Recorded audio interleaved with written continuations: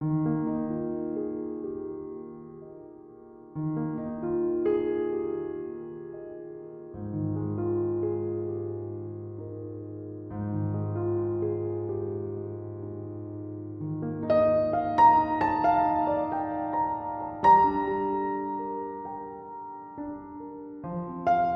Morning বন্ধুরা, সবাই কেমন আছো? শ্রাবন্তী সংসারের আরও একটা নতুন ব্লগে তোমাদের সবাইকে স্বাগত জানাচ্ছি। আশা করি তোমরা সবাই খুব ভালো আছো এবং সুস্থ আছো, আর আমরাও বেশ ভালো আছি। তো চলো আজকের দিনটা শুরু করা যাক আমাদেরকে সাথে নিয়ে। তো কালকে রাতে যা পরিমাণে বৃষ্টি হয়েছিল, ভাবলাম আজকে হয়তো ওয়েদারটা ঠান্ডা ঠান্ডাই থাকবে, কিন্তু সে আবার একই রকম গরমই ছিল আর রোদও উঠে গেছিলো অনেক। তো কাল কোথায় কোথায় বৃষ্টি হয়েছে আর তোমরা কে কোথা থেকে ভিডিওগুলো দেখো সেটা অবশ্যই জানিও। চলো একটা দিন ভালোভাবে বের হয়, তো আবার সেই শুরু হয় একই রকম ঘটনা পরের দিন। যাই হোক, আজকেও একসাথে উঠে গেছিলো ঘুম থেকে, তাই ওকে আগে মুড ফ্রেশ করিয়ে চলে গেছিলাম বাইরে। আর কালকে রাতে এত ঝড় হচ্ছিল, ভাবছিলাম যে কাপড়গুলো আমি মেলে এসেছি রাত্রেবেলা সেগুলো সব ঠিকঠাক আছে কিনা দেখে নিই। তাই দরজা খুলতে যেয়ে দেখি ছাদের ব্যালকনিতে যেসব কাপড়গুলো মেলেছিলাম, কিছু কিছু বাবুর ছোট ছোট জামা কাপড়গুলো একদম নিচে ফেলে দিয়েছে। সেগুলোই ওকে নিয়ে আসতে বললাম, যেগুলো আরেকবার কেচে দেবো, সারা রাত যেহেতু নিচে পড়েছিল সেই জন্য। আমি চলে গেছিলাম সব কাজ ছেড়ে আগে ওইগুলোই কুড়িয়ে নিয়ে আসতে। যেতগুলো পেরেছি সব কুড়িয়ে নিয়ে এসে ঘরে রেখে দিই, তারপর বাকি গেট খুলে নিয়ে লাইট বন্ধ করে দিই। আর ও আমার পেছন পেছন ঘুরে বেড়াচ্ছে, আর বাইরে যেয়ে ওর যেটা সবচেয়ে বড় কাজ, ওখানে যে পাথর নইলে বালি কোরানো। তো সেখানে কোনো একটা কিছু পাথর দেখতে পেয়েছে, যেটা কুড়িয়ে নিয়ে এবার আমার পেছন পেছন ঘর ফেরত আসছে আবার। তো চলো এবার আমি ঝাড়ু নিয়ে নেবো, সেখানেও তো আমার পেছন পেছন ওর যাওয়া যায় আর সমস্ত কিছু জিজ্ঞাসা করা যায় কি করব না করব। ওগুলো ঝাড়ু দিয়ে নিয়ে এবার চলে যায় ব্রাশ করাতে। আর দেখো এখানেও পিছু ছাড়ছে না, ব্রাশ করতে করতেও আমি যা করব ও সেটাই করে বেড়াবে, আর দেখতে থাকবে আমি কি করছি, কেমনভাবে ব্রাশ করছি সমস্ত কিছু। যেরকম আমি ঘুরে ঘুরে ব্রাশ করি সেরকম ও চেষ্টা করছে করবার। যাই হোক, যতক্ষণ আমি ব্রাশ করি ওকে দিয়ে দিই নিজের মতো ব্রাশ করতে, যেরকম পারছে করুক, অভ্যাস হবে। তারপর আমার ব্রাশ করা হয়ে গেলে ওকে আমি ব্রাশ করিয়ে দিই। তারপর জল খাইয়ে চলে যাই ড্রেস ছেড়ে ঠাকুরকে ধূপ দিতে। ধূপ দেখিয়ে নিয়ে কালকে রাতে যে জামা কাপড়গুলো তুলে এনেছি সেগুলো কিছুটা গুছিয়ে নিলাম, কারণ আরও অনেক জামা কাপড় আছে, প্লাস আরও অনেক কিছু কাচতেও বাকি আছে। তাই আগে এগুলো গুছিয়ে নিলাম। তারপর নিজে চুল আঁচড়ে ক্রিম লাগিয়ে নিয়েছিলাম। দুদিন একদম সময় পাচ্ছিলাম না সকালবেলাটাতে চুল আঁচড়ানোর। উঠেই কিভাবে খাবার করব আর ওকে কিভাবে খাওয়াবো সেই নিয়ে টেনশনে পড়ে যাচ্ছিলাম। তো সেই প্রবলেমটা এখন এই দুদিন আপাতত হয়নি, তাই চুলটা আঁচড়ে নিচ্ছিলাম। আর জানো তো, চুল আঁচড়ানো থাকে না বলে সব থেকে বেশি খারাপ লাগে। তাই চেষ্টা করছিলাম যাতে আগে চুল আঁচড়ে নিতে পারি, তারপর বাকি কাজগুলো করব। তাই ওকে একটু খেলার মধ্যে দিয়ে আগে আমি চুলটা আঁচড়ে নিচ্ছিলাম, তারপর ওর খাবার রেডি করে ওকে খাইয়ে নেব। একবার ঢুকবো সেই রান্নাঘর থেকে বেরোবো মনে হয় দুপুরবেলায়, তার আগে নিস্তার নেই। তাই ভেবেছিলাম যে চুলটাই আগে আঁচড়ে নেব, যাতে আর এরকম না লাগে। সমস্ত কাজ শুরু করব। সারাদিন এইভাবে থাকি, মনে হয় যেমন স্নানও করিনি, ড্রেস ছাড়িনি, কোনো কিছুই করতে পারিনি। এদিকে গোছানো হয়ে গেছে, এরপর আমি রান্নাঘর চলে যাব, কিছুটা পরিষ্কার করে নেব। আর যতগুলো পেরেছি গুছিয়ে নিয়েছি, যেগুলো ছাদ থেকে আমি আনতে পেরেছিলাম। আরও অনেক বাকি আছে যেগুলো পরে নিয়ে আসবো, যখন সময় হবে তখন তারপর গুছিয়ে নেব।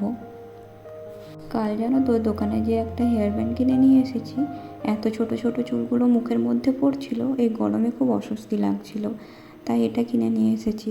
আসলে বাড়িতে একটা আছে, কিন্তু আসার সময় আনতে ভুলে গেছি। ভেবেছিলাম নিয়ে আসবো, কিন্তু নিয়ে আসা হয়নি। এত এত জিনিসের মাঝে এক দুটো জিনিস ভুলবো না, এটা তো হতেই পারে না, তাই সেটাও ভুলে গেছিলাম। ওই জন্য কিনে নিয়ে এলাম। ছোট ছোট চুলগুলো খুব মুখের মধ্যে পড়ে। রান্নাঘরটা মোছা হয়ে গেছে, এবার রাত্রে যে বাসনগুলো ধোয়া ছিল সেগুলো গুছিয়ে নিচ্ছি, আর সাথে বাবুর খাবারও এবার রেডি করে নেব। তো ওকে আজকেও সকালে খাইয়ে নিচ্ছি দুধ, তাই দুধটা আগেই ফ্রিজ থেকে বার করে রেখে দিয়েছিলাম যাতে একটু নর্মাল হয়ে যায়, তারপর হালকা গরম করে নেব। ওই জন্য আগে মাপ করে নিয়েছি, ও যতটা পরিমাণ খায় ততটা আগে নিয়ে নিচ্ছি, তারপর সেটা গরম করে ওকে খাইয়ে নেব। জানো তো, প্রত্যেক দিন ভাবছি ওকে শুধু দুধ দেবো না, শুধু প্রত্যেক দিন সকালে দুধ বিস্কুট খাওয়ার অভ্যাস হয়ে যাচ্ছে।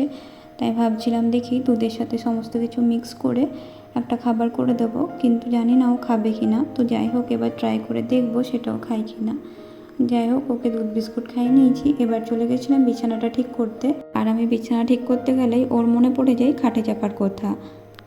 আজকে তো আবার দুষ্টুমি করে চপ্পল পরে খাটে চাপতে যাচ্ছে। যাই হোক, ওকে বারণ করে আমি একদিকে গুছিয়ে নিচ্ছিলাম।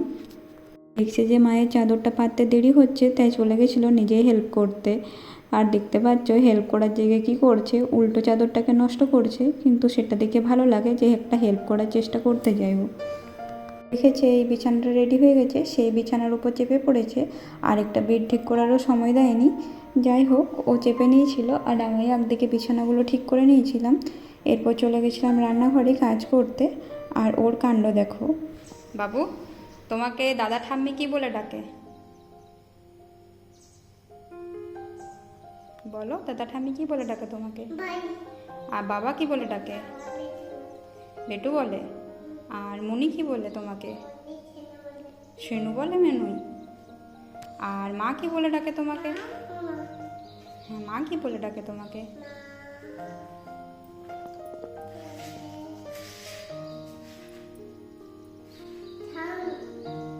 তোমাকে আমি সায়ন বলে ডাকি?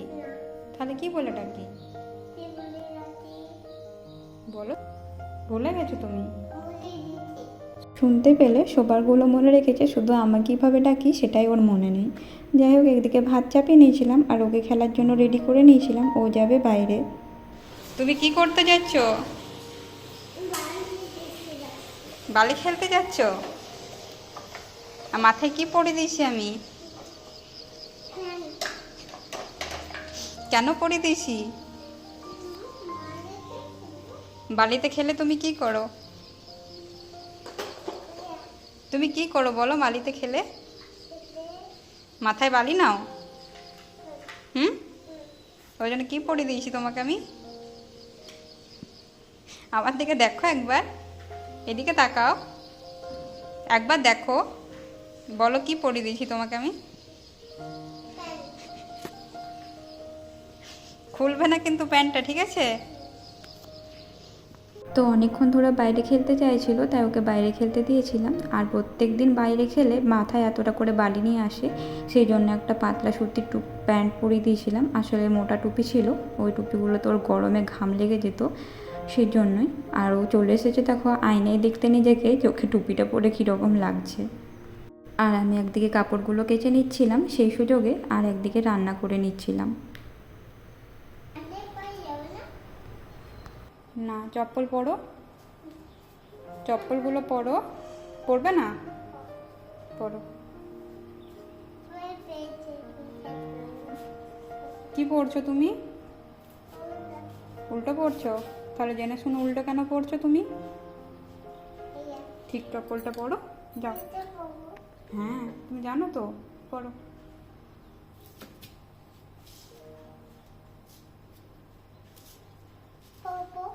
পরো। হ্যাঁ, অনেক টিপে আসছে। চপ্পল পরে থাকবে, ঠিক আছে? ওইখানেও কিছুক্ষণ খেলে বলে আমি নিশ্চিন্তে কিছু কাজ করে নিতে পারি। যাই হোক, আমি কাজ করতে করতে দেখি ওর বাবাও চলে এসেছে। জানতে এসেছিলো, নিয়েও চলে এসেছে সাথে টিফিনও। শুনে নাও কি টিফিন নিয়ে এসেছে। কি এগুলো? হাত দেবে না, নোংরা হাত। এগুলো কি? ইডলি। কি বলে? কি? ইল্লি ইল্লি। যাই হোক, ওর কাছ থেকে শুনলে ইডলি এনেছে, মানে ওর ইডলিটা বেরোয় না, যার জন্য ওইটাকে ইডলি বলেছে। আর এনেছিল মেদু বড়া। আমি অনেক দিন ধরে বলছিলাম বড়াটা নিয়ে আসবে, খেতে খুব ভালো লাগে এখানে। তো সেটাই এনেছিল। আর সবজিগুলো এবার ধুয়ে নেব, ধুয়ে রেখে দেবো ভালো করে। পরে শুকিয়ে গেলে সেটা ফ্রিজে রেখে দেবো। সেগুলোই ধুয়ে রেখে দিলাম। আজ রান্নাও একটু তাড়াতাড়ি হয়ে গেছিলো, খুব সিম্পলের মধ্যে করেছিলাম। ডিম বেসন বড়া দিয়ে একটা সবজি, যেটা আমি মায়ের কাছে প্রায় খেয়ে থাকতাম। অন্য সময় হলে মাকে ফোন করে জিজ্ঞেস করে নিতাম কেমন করে রান্না করে, তো সেটার আর সুযোগ নেই বলে ইউটিউবে দেখে নিয়েই রান্নাটা করে নিয়েছিল। বিয়ের প্রথম প্রথম জানো, যখন কোনো কিছু মায়ের হাতে রান্না খেতে মন করতো, তখন মাকে ফোন করে নিতাম যে তুমি কিভাবে বানাতে একবার বলো, সেইভাবে ট্রাই করে নিজে বানিয়ে নিতাম। যদিও সেই একই রকম টেস্ট আনা সম্ভব নয়, তবুও চেষ্টা করতাম, আর কিছুটা মনটা মানতো সেই খাবারটা খেয়ে। যাই হোক, ছাদে যে বাকি জামা কাপড়গুলো ছিল তখন তোলা হয়নি, সেগুলো এখন তুলে নিয়ে চলে এসেছিলাম। আর এদিকে দেখো, ও আমার সাথে যাবে বলে এখানে দাঁড়িয়েছিল আর কান্না করছিল। তো ওকে আর এত গরমে নিয়ে যায়নি, তাই তাড়াতাড়ি তুলে নিয়ে এসে ওকে নিয়ে আবার রুমে ঢুকে গেলাম। সেগুলো হয়তো গোছাবো পরে, কারণ ওকে এবার স্নান করাতে হবে, তারপর খাবার খাইয়ে নেব। অনেকটাই সময় হয়ে গেছে এবার।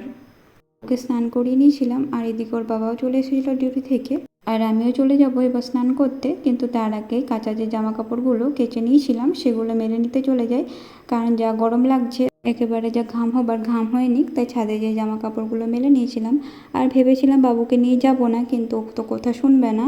একবার শুনেছে অনেক কষ্টে, তাই ওকে বাধ্য হয়ে নিয়ে যেতে হলো। তাড়াতাড়ি জামা কাপড়গুলো মেলে নিয়ে আমি এবার নিচে চলে যাব স্নান করতে। একেবারে স্নান করে ফ্রেশ হয়ে তারপর ওদেরকে খাবার খাওয়াবো। তাই আগে তাড়াতাড়ি জামা কাপড়গুলো মেলতে চলে আসি, যাতে আর না আমাকে ছাদে আসতে হয়। তো নিচে যেয়ে আমি স্নান করে নিয়েছিলাম, আর স্নান করে এসে বেরিয়ে দেখি ওরা দুজনেই চলে গেছে ওর কাকায়ের রুমে গল্প করতে। তাই ভাবলাম যখন এখন খাবার খাবেই না, আমি যে জামা কাপড়গুলো এনেছিলাম সেগুলো একেবারে গুছিয়ে নিই, তারপর ওরা এলে ওদেরকে খেতে দেবো এবং বাবুকে ঘুম পাড়াবো। তো চলো, আজকের ভিডিওটা আমি এখানেই শেষ করলাম। আর আমার ভিডিও করা আজকে হয়ে ওঠেনি। তোমাদের ভিডিওগুলো কেমন লাগছে অবশ্যই জানিও। আর ভালো লাগলে লাইক, কমেন্ট এবং একটা শেয়ার করে দিও, আর অবশ্যই সাবস্ক্রাইব করে দিও। টাটা।